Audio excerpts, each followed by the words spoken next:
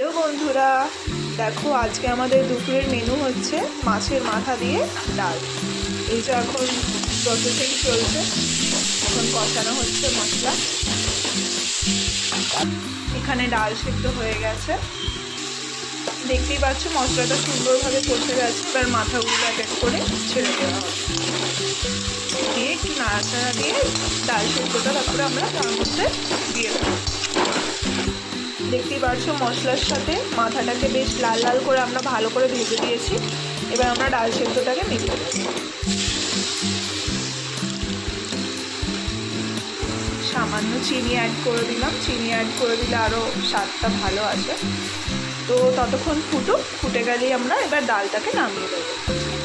দেখতেই পাচ্ছ ডালটা ফুটে গেছে, কি সুন্দর রং এসছে দেখতেই পাচ্ছ।